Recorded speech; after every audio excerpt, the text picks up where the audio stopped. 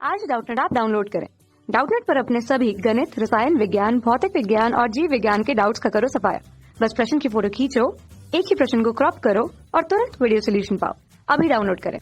हमारा सवाल है यहाँ पर कि हीमोडायलिसिस रक्त अपहरण की किसे कहते हैं, इसकी प्रक्रिया का वर्णन कीजिए।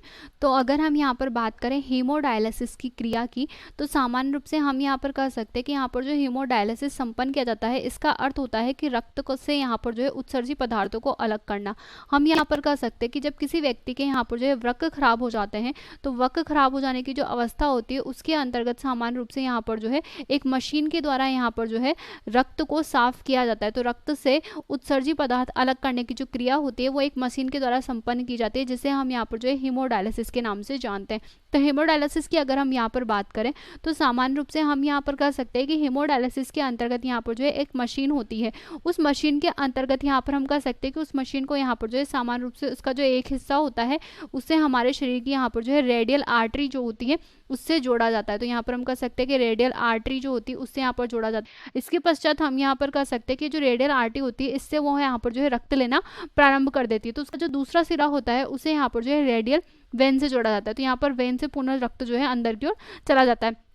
हम यहाँ पर कह सकते हैं कि यहाँ पर जो मशीन होती है उसके अंतर्गत यहाँ पर जो तापमान होता है वो यहाँ पर 0 डिग्री सेंटीग्रेड सामान्य रूप से होता है। इसके अलावा उसके अंतर्गत यहाँ पर जो है एक सेलोफेन की नलिका पाई जाती है।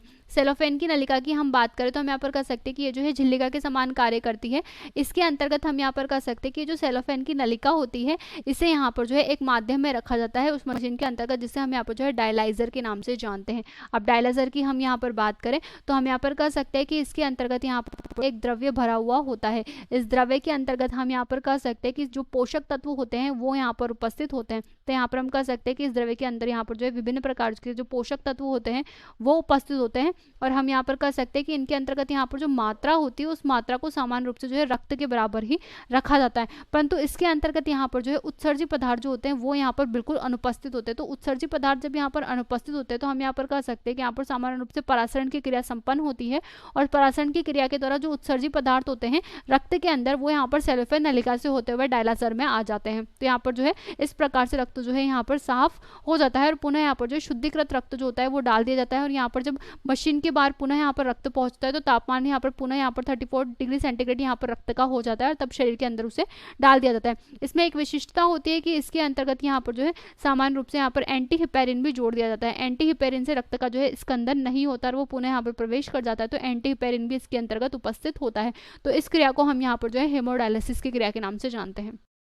कक्षा 6 से 12वीं से लेकर नीट, IIT, JEE वो एडवांस के लेवल तक 1 करोड़ से ज्यादा छात्रों का भरोसा। आज ही डाउनलोड करें डाउटनेट ऐप या व्हाट्सएप करें अपने सारे डाउट्स 8400 400 400 पर।